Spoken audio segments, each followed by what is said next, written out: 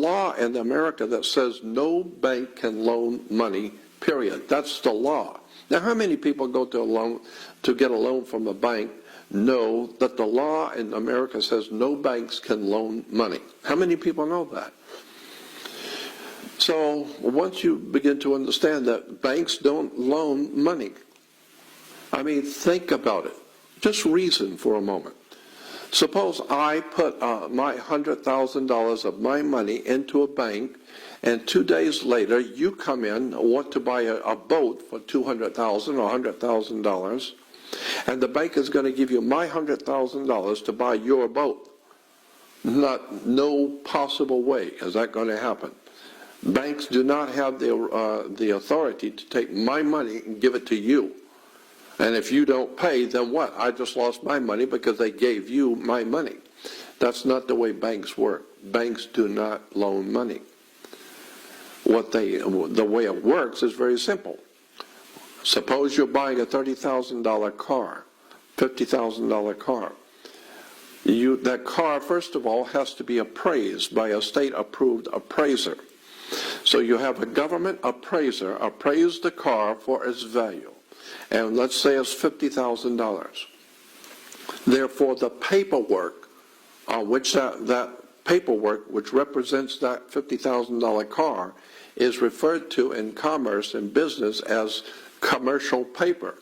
And that piece of paper represents $50,000 in business. So so what happens is if you decide you want to buy the car, the dealership sends the paper to the bank. So now the bank has a $50,000 worth of commercial paper. What the bank does is they open up a bank account in your name without you knowing it. All banks do this. They open up a bank account in your name.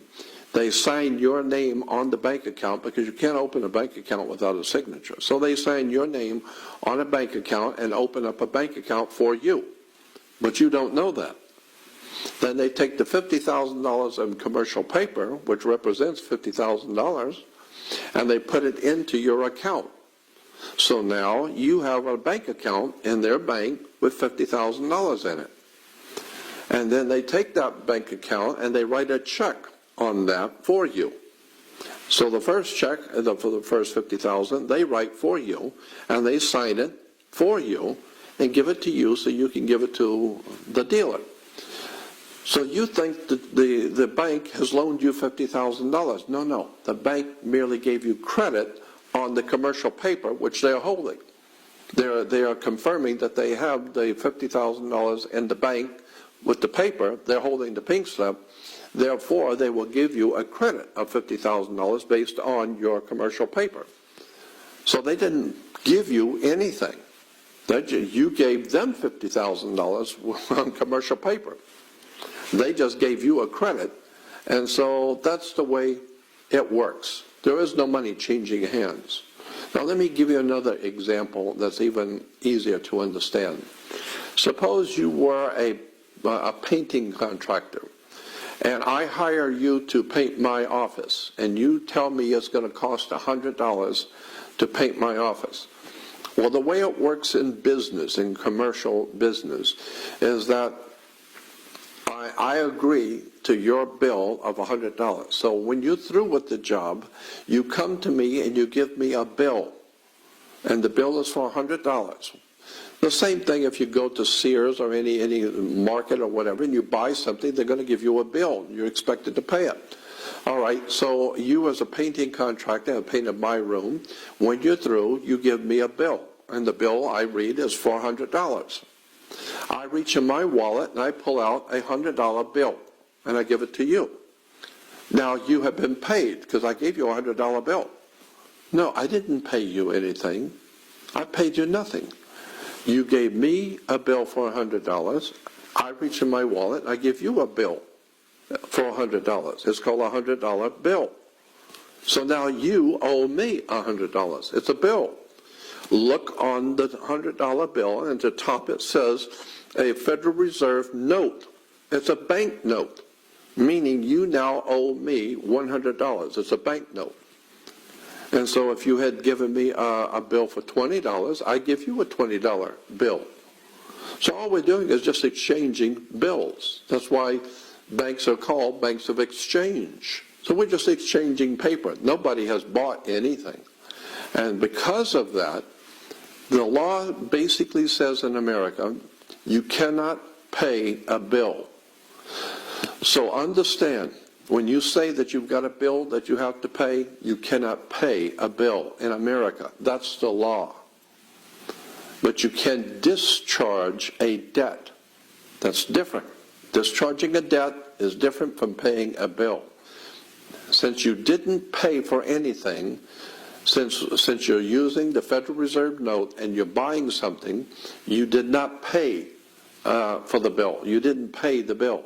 So therefore, whatever it is you're buying, you don't own. You don't own anything. It was just a bill of exchange. So they gave you something, you give them something. They give you something worth $100 bill, and I gave them a bill for $100. So the bottom line on the way commerce works is that nobody pays anyone, period. Therefore, in point of fact, by law, no one owns anything in America. No one. So that's why you don't own your home. You don't own your car. And once you understand how the world works, it's an extraordinary story, a betrayal of the human family. Very, very interesting, dark stuff that we are not aware of. There's another law that says any official vehicle that is owned by the state, whatever state you happen to live in, the state has its own vehicles. And therefore, any state vehicle will have on the vehicle, I don't care what it is, a truck, car, motorcycle, it doesn't matter. It will have on the license or near the license, it will always have for official use only. A little sticker or a little print on the vehicle, whatever it is, and it will say for official use only. That means that this vehicle, whatever it is, 16-wheeler or a motorcycle, it doesn't matter. It's for official use only, means it's owned by the state. And anyone who's using it is officially using it for the state, not for themselves.